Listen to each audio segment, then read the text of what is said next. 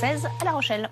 Et ça tombe pile poil, comme on dit. Merci beaucoup Florence. Et c'est le moment d'écouter le secrétaire d'État au transport sur le plan transport de déconfinement. Point d'information pour vous présenter le plan de transport à compter du 11 mai.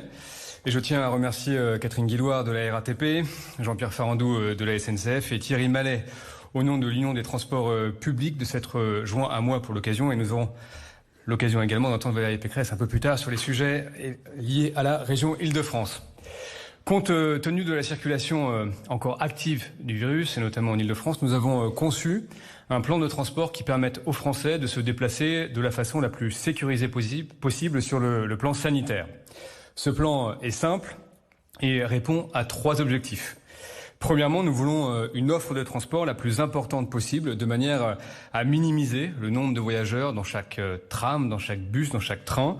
Et les opérateurs y reviendront en détail, mais le gouvernement a fixé des objectifs clairs en la matière. Nous souhaitons que roulent à la SNCF en moyenne 50% des trains du quotidien, c'est-à-dire les TER et les Transiliens, et 75% de l'offre habituelle de la RATP en Île-de-France. Nous maintenons par ailleurs les restrictions sur les trains à longue distance, les TGV, les intercités, tant en nombre de trains qu'en capacité maximale de personnes pouvant emprunter ces trains, de manière à limiter, pendant la période qui s'ouvre du 11 mai au 2 juin, la circulation du virus. Et je rappelle que les déplacements de plus de 100 km hors de votre département de résidence ne sont possibles que pour des motifs impératifs, notamment liés aux déplacements professionnels ou encore familiaux, et nécessitent la présentation d'un justificatif en cas de contrôle. Deuxièmement, nous faisons en sorte de minimiser l'affluence dans les transports en commun au moment des heures de pointe. Je remercie à cet égard le travail de tous les préfets, et notamment le travail important du préfet de la région Île-de-France, Michel Cadot, qui est ici avec nous, pour, en lien avec les élus, les opérateurs et les employeurs, avoir permis de mettre en œuvre 2 dispositifs importants.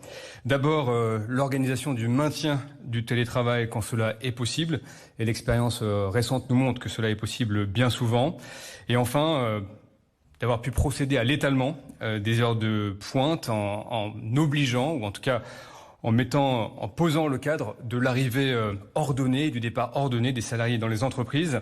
Cette deuxième mesure est particulièrement importante car elle permettra de désengorger les transports en commun au moment où ils sont les plus remplis, c'est-à-dire le matin entre 6h30 et 9h30 et la fin d'après-midi entre 16h et 19h.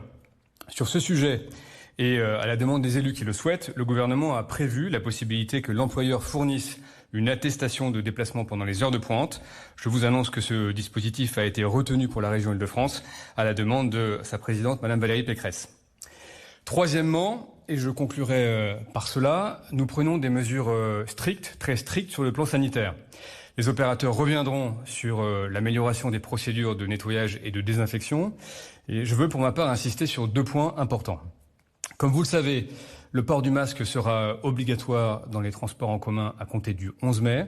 Cette obligation sera assortie d'une distribution de 10 millions de masques d'appoint par l'État, dont 4,5 millions en Île-de-France, de manière à accompagner les voyageurs pendant les premiers jours. En complément, la région Île-de-France distribuera 2 millions de masques. Je laisserai Madame Pécresse nous préciser les choses sur ce point. Et je vous confirme que nous ferons preuve de pédagogie pendant les premiers jours, mais je le redis ici, en cas de non-port du masque ou en cas de refus du port du masque, il est prévu et il sera réalisé la contravention. En tout cas, il est prévu que le non-port du masque ou le refus du port du masque puisse faire l'objet d'une contravention de 4e classe, c'est-à-dire d'une contravention de 135 €. Le deuxième point sur lequel je souhaite insister aujourd'hui concerne la régulation des flux de voyageurs. Comme vous le savez, nous voulons éviter que trop de monde au même moment, se trouvent dans les mêmes rames, sur les mêmes quais ou encore dans les mêmes couloirs des gares et des stations. Pour faciliter le contrôle des flux de voyageurs et éviter ainsi la trop grande promiscuité, nous avons décidé de filtrer et de sécuriser plusieurs centaines de gares sur le territoire national, tandis qu'environ 60 stations de la RATP resteront fermées à compter du 11 mai. Je salue Christophe Castaner qui mobilise plus de 20 000 forces de sécurité intérieure partout sur le territoire, ainsi que les opérateurs qui ont organisé, en lien avec leur opérateur de sécurité et avec des prestataires extérieurs, ces contrôles pour répondre à ce défi à tous égards inédit. J'ai eu l'occasion de le dire, mais je le réitère, si les mesures sanitaires ne sont pas suffisamment respectées, nous n'hésiterons pas à fermer telle gare, telle station ou encore telle ligne de train, de bus ou de métro. Voilà, mesdames et messieurs, la philosophie, les grandes lignes de ce plan de transport. Je propose peut-être maintenant d'écouter Valérie Pécresse pour faire un point précis sur la région Île-de-France qui, à raison de la complexité du réseau, de la densité de sa population, présente des caractéristiques particulières. Puis je céderai la parole à Jean-Pierre Farandou, à Thierry Mallet pour nous présenter le plan national et Catherine Guillouard pour la RATP reviendra en détail sur la situation en Île-de-France. Madame Pécresse.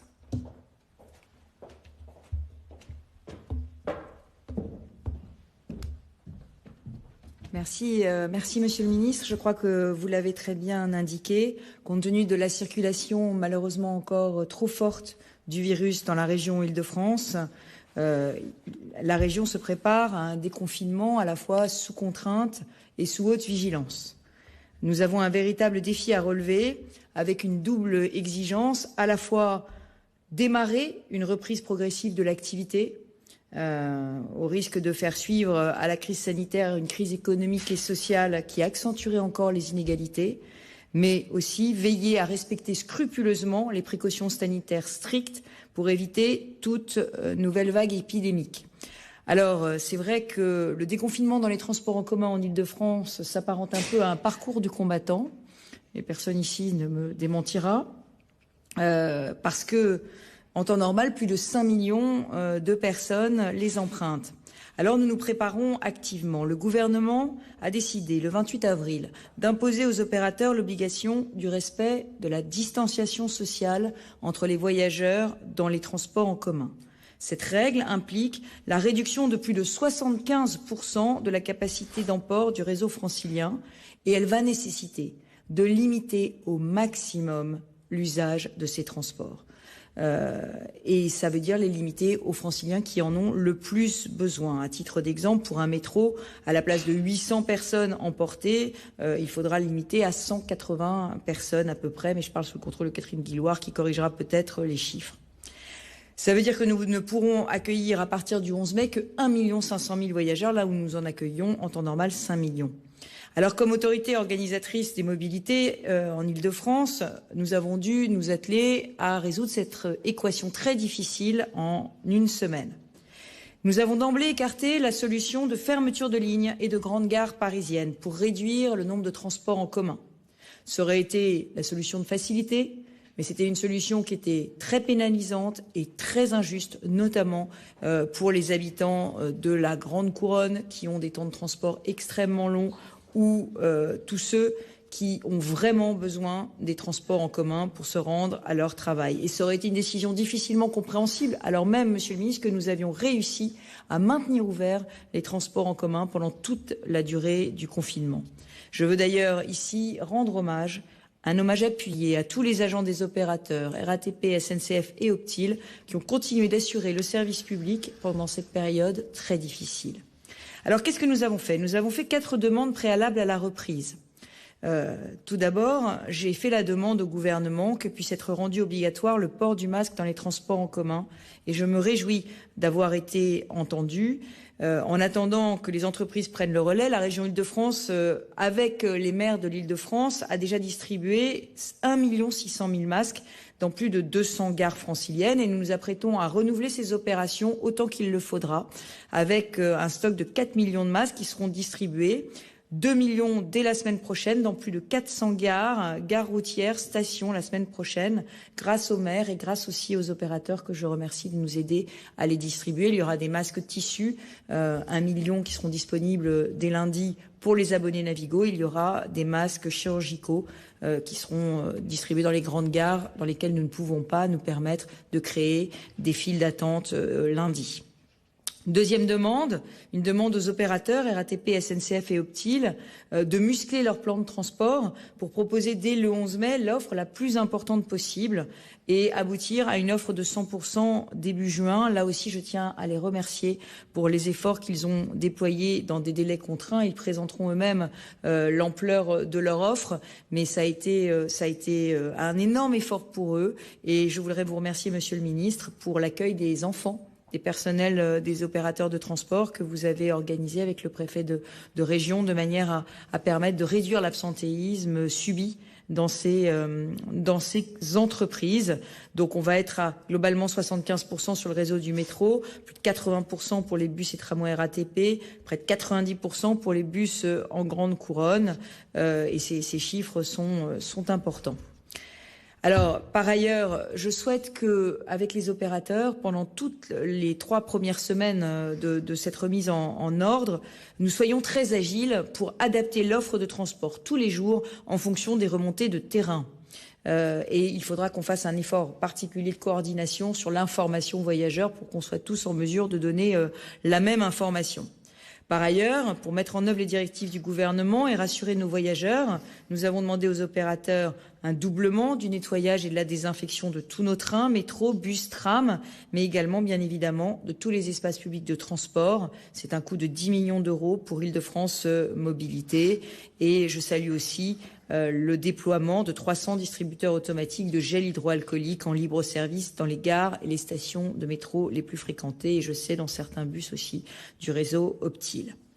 La mise en place d'une signalétique et de marquage au sol dans toutes les gares et stations et la mise en œuvre de messages sonores et de campagnes de communication massives seront évidemment très utiles pour rappeler les consignes sanitaires. Mais tout ceci n'était pas suffisant. Ça n'était pas suffisant pour garantir la distanciation sociale, une règle qui est extrêmement contraignante pour un réseau qui n'en a pas l'habitude et sur lesquels on ne peut pas réserver les places comme dans le réseau Grande Ligne. Alors nous avions besoin de 3 outils supplémentaires incontournables. Le premier, et je voudrais remercier vraiment le préfet Cadot je devrais le remercier pour l'ensemble de son œuvre, mais je le remercie particulièrement pour cet accord social régional totalement inédit. Je crois que dans l'histoire, en une semaine, on n'avait jamais réussi à négocier avec les organisations patronales et syndicales en même temps, en 8 jours, et pour entériner à la fois la poursuite massive du télétravail, qui n'est pas une décision facile à prendre pour les entreprises parce que beaucoup de salariés rêvent de retourner travailler, poursuite massive du télétravail, notamment la première semaine, et puis progressivement un desserrement dans les semaines qui vont suivre. Et surtout, là aussi c'est un accord qui est assez révolutionnaire, l'étalement des horaires d'arrivée et de départ des salariés sur une tranche de 6h30 à 10h30 le matin, de 15h30 à 19h30 le soir. Là aussi, ces accords de lissage des heures de pointe, ça fait des années qu'avec les opérateurs, nous les souhaitions, nous les demandions, nous en faisions la promotion. Et là, peut-être, grâce à l'accord que nous venons de signer, de cette crise naîtra un bienfait et une souplesse d'organisation du travail inédite en Île-de-France. Alors le deuxième outil que nous vous avons demandé, Monsieur le Ministre, en effet, c'est l'attestation employeur qui permettra d'avoir accès aux trains en priorité et aux bus et aux métros en priorité pour les franciliens aux heures de pointe. Alors pourquoi cette attestation employeur? C'est parce qu'il nous semble nécessaire dans la période qui va arriver de donner priorité dans les transports en commun aux salariés qui doivent se rendre au travail. Et donner cette priorité, ça ne veut pas dire, évidemment, que lorsqu'on a un motif impérieux d'être dans les transports aux heures de pointe, on ne pourra pas les prendre. Et je sais que le gouvernement est très vigilant et a prévu toute une série de cas de figure, accompagner les enfants à l'école, se rendre à une convocation obligatoire, aller à un entretien d'embauche pour un demandeur d'emploi, aller passer un examen en concours pour un étudiant. Donc il y a toute une série de cas de figure où on a un besoin impératif de se déplacer aux heures de pointe. Dans tous les autres cas de figure, nous souhaitons réserver cet usage des transports d'abord à tous ceux qui ont besoin d'aller travailler. Alors, Île-de-France Mobilité a essayé de réduire au maximum la période pendant laquelle les contrôles en gare et le filtrage en gare se fera, en accord avec l'État. Nous avons fixé cette période entre 6h30 et 9h30 le matin et entre 16h et 19h. Donc, le besoin d'une attestation employeur se fera sentir entre 6h30 et 9h30 et entre 16h et 19h du lundi au vendredi, évidemment pas les week-ends, pas les jours fériés, et tout cela jusqu'au 2 juin, période où nous nous retrouverons, et dans le cadre d'un décret que le gouvernement va très rapidement, je pense, sortir pour clarifier évidemment ces règles. Alors là aussi, cette attestation employeur est un outil pour aider à respecter la distanciation sociale qui risque de causer quand même beaucoup de files d'attente dans certaines gares. Enfin, nous avons demandé que des forces de l'ordre puissent être mobilisées massivement pour la sécurisation et l'appui aux opérateurs pour le filtrage des gares et des stations du réseau. Bien évidemment, nous comptons sur le civisme et l'autodiscipline des voyageurs qui doivent participer à l'effort collectif pour assurer le respect des règles sanitaires. Mais j'ai entendu le ministre Castaner avec beaucoup de satisfaction nous dire que l'État serait au rendez-vous et mobiliserait des milliers d'agents des forces de l'ordre supplémentaires qui, couplés au renfort de sécurité privée mobilisés par les opérateurs, sont absolument indispensables si nous voulons faire respecter, là encore, l'accès ordonné, contrôlé au réseau qui seul permettra de respecter la règle de distanciation sociale et d'éviter de devoir fermer des grandes gares ou des stations avec correspondance qui seraient les principales à risque. Voilà, et pour conclure, évidemment, un tout petit mot sur les alternatives au transport en commun avec l'État, avec le préfet cadeau, avec les gestionnaires de voirie, la mairie de Paris, les départements et les intercommunalités. Nous avons travaillé à développer et financer des centaines de kilomètres de pistes cyclables temporaires. C'est évidemment une très grande novation en Île-de-France. Je souhaite que cette novation fasse l'objet d'une évaluation à la fin de la période estivale, de façon à ce que nous voyons lesquels nous pérennisons, lesquels se sont révélés peut-être mal calibrés par rapport aux besoins.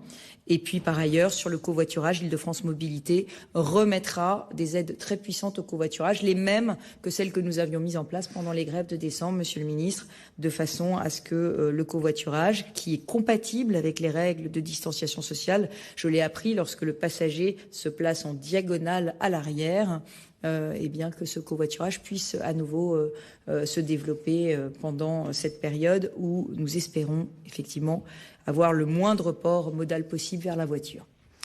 Bien, merci Madame la Présidente pour cette présentation exhaustive et nécessaire des choses.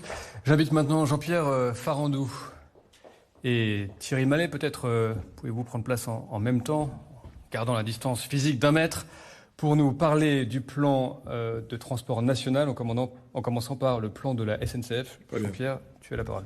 Merci beaucoup. Monsieur le ministre, bonjour.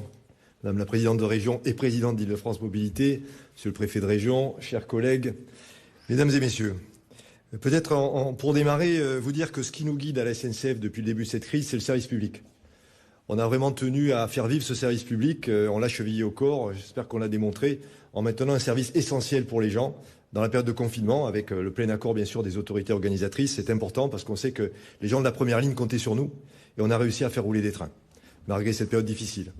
Rappelez aussi, on en parle moins, mais que le fret aussi a fonctionné. C'est important pour la continuité industrielle de notre pays, que des trains de fret aient pu circuler pour les céréales, pour les produits pharmaceutiques, pour les produits chimiques dont on a besoin pour traiter l'eau, pour nos grandes villes, dont nous avons été au rendez-vous. Et la SNCF et les cheminots ont su retrouver cette âme de l'utilité publique et l'intérêt général. C'est dans ces moments-là qu'il faut le souligner. Deuxième impératif, bien sûr, c'est la sécurité sanitaire du pays. La SNCF est une grande entreprise, elle s'intègre dans le cadre des politiques publiques et elle a joué sa partition.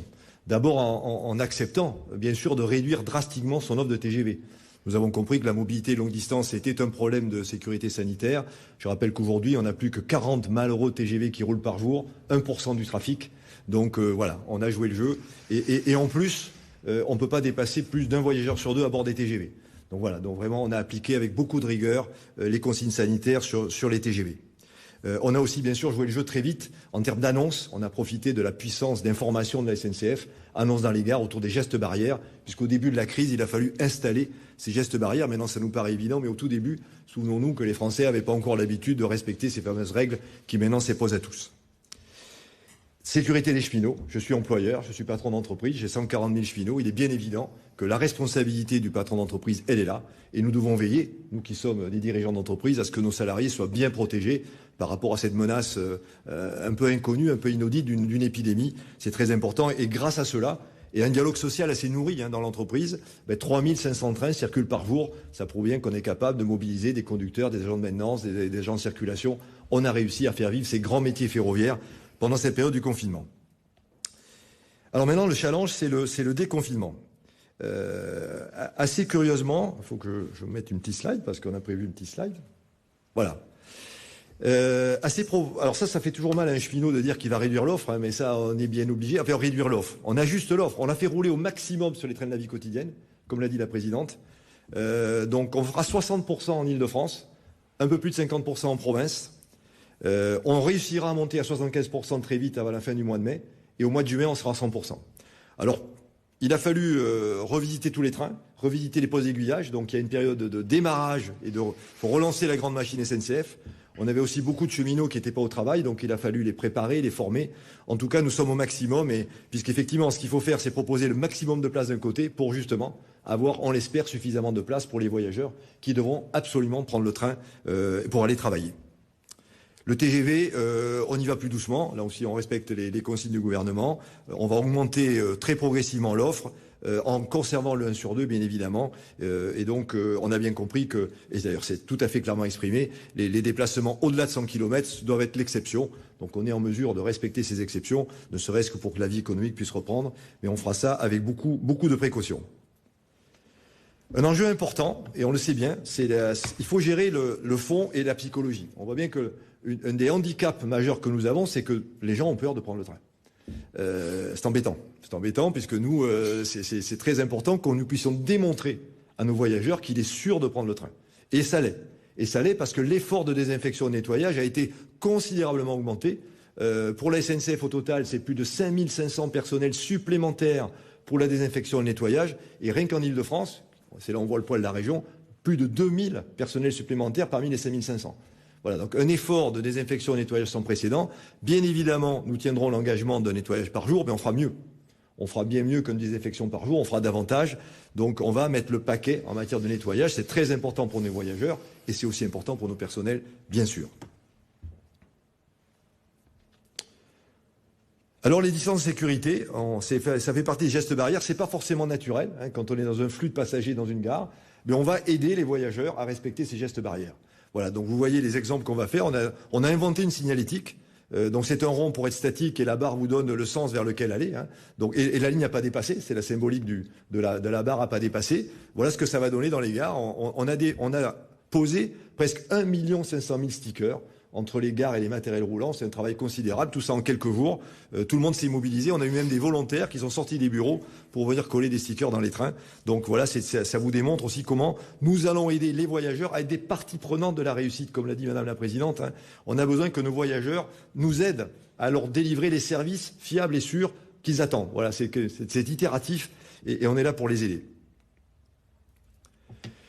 On a lancé une charte avec nos voyageurs, c'est vraiment l'engagement réciproque. On voit la SNCF se mobilise, elle fait le maximum de trains, elle met des gestes barrières, elle nettoie, elle désinfecte les matériels, ça c'est notre boulot.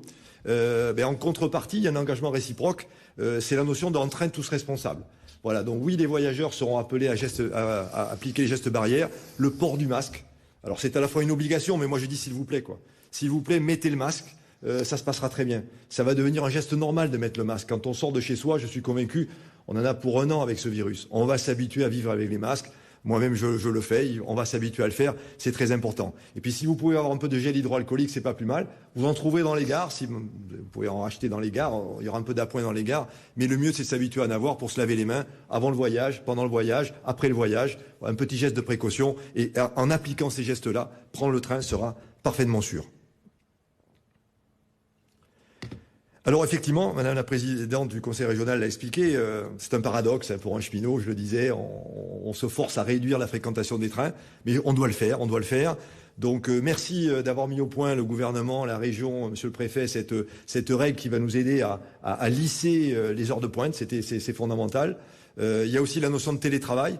On en a parlé très tôt en appelant au télétravail et l'accord qui a été signé en Ile-de-France est fondamental. Oui, les employeurs aussi sont partie prenante de la solution. On a besoin que les employeurs nous aident et ils vont le faire. On a senti un engagement très fort des employeurs. Donc voilà. Et en ce qui concerne le TER, il y a une petite innovation. on a réussi, alors c'est pas la réservation, hein, on peut pas faire de l'assignation de place dans les TER, mais on aura la notion de coupon d'accès au TER, et on a 5 ou 6 régions qui vont accepter ce dispositif pour les trains les plus chargés, pour bien réguler la demande avant de prendre le train. Voilà, donc je pourrais vous en parler un peu plus si ça vous intéresse, mais on a inventé un nouveau dispositif dans les TER pour lisser encore mieux l'accès au train. Alors les cheminots, on a besoin d'eux. Hein. Il y aura 100 000 cheminots présents à leur poste de travail le 11 mai. Ils seront là. Ils seront contributifs, bien sûr, comme on le voit sur ces images, à accueillir les clients et à créer les conditions sanitaires pour l'accueil des clients. Mais ils seront aussi des acteurs. Il y a ceux qu'on ne voit pas. Il y a les aiguilleurs qu'on ne voit pas. Il y a des conducteurs de train. On aura besoin de tous les corps de métier. Je le redis, ils seront mobilisés et protégés. Nous avons même amélioré les règles de sécurité. On a profité du retour d'expérience du confinement. Je le disais, 3500 trains qui circulaient sur le réseau. On a eu le temps d'améliorer encore nos procédures. On l'a fait en parfaite concertation avec les syndicats. On a fait de nombreuses tables rondes métiers. On a des grands métiers à la SNCF. On a fait plus de 33 comités socio-économiques, hein, les fameux CSE, qui sont les endroits sur le terrain où on présente les règles et les plans de reprise d'activité. Tout ça a été fait en temps record et nous serons prêts. Donc notre message, il est très très clair. La SNCF sera prête avec tous ses cheminots pour la première étape du déconfinement ferroviaire. C'est du jamais vu dans le pays. Nous serons au rendez-vous avec des cheminots, je le redis, mobilisés et protégés. Une dernière info qui illustre la philosophie dans laquelle nous sommes, je me bascule déjà au 11 mai et après le 11 mai, c'est accompagner nos voyageurs, c'est observer, parce que, faut le reconnaître, il y a une part d'inconnu dans cette affaire. Hein. On ne sait pas exactement encore comment les flux vont arriver, à quelle heure et comment. Donc il faut observer ce qui se passe et puis réagir, s'adapter. Donc pour ça, nous allons mettre en place un outil, un PC voyageur spécial déconfinement, où toute l'information sera centralisée, toute l'information opérationnelle sera centralisée, et chaque jour, en milieu d'après-midi, en fonction de la manière dont ça s'est passé le matin, eh bien, on s'ajustera. Voilà. Il est évident que pour moi, et Monsieur le Ministre l'a rappelé, le 11 ne sera pas le 12, qui ne sera pas le 13, qui ne sera pas le 14. Il faudra s'adapter, et nous nous mettons donc en capacité de réaction rapide et ajustée. Et cette information, bien sûr, nous la partagerons avec l'autorité organisatrice, avec les préfets de région, pour ensemble piloter au mieux l'offre pour nos voyageurs. Voilà, donc ma conclusion, vous l'avez compris, notre volonté est orientée à 100% sur la réussite du 11 mai. Tous responsables, on va y arriver. Et vraiment, soyez sûrs que tous les cheminots sont mobilisés pour que ça fonctionne. Merci beaucoup. Merci Jean-Pierre pour l'engagement de la SNCF dans ce défi inédit, tu l'as dit, de déconfinement progressif dans le secteur des transports. Je propose maintenant d'entendre Thierry Mallet, qui dirige Transdev, mais qui nous parle aujourd'hui au nom de l'Union des transports publics français. Voilà, donc je voudrais vous présenter effectivement la situation en France. Je ne vais pas revenir sur l'Île-de-France qui sera évoquée tout à l'heure, qui a déjà été évoquée par Madame la Présidente et qui sera évoquée tout à l'heure par Catherine Guillouard. Monsieur le Ministre, merci. Monsieur le Préfet, Madame la Présidente. Ce que je peux vous dire, alors c'est une image qui illustre bien la situation. C'est un des trams de Montpellier qui porte un masque, qui est une image assez amusante pour rappeler effectivement à tout le monde qu'on doit porter des masques dans les transports publics. Voilà donc pour cette conférence de presse concernant le plan transport.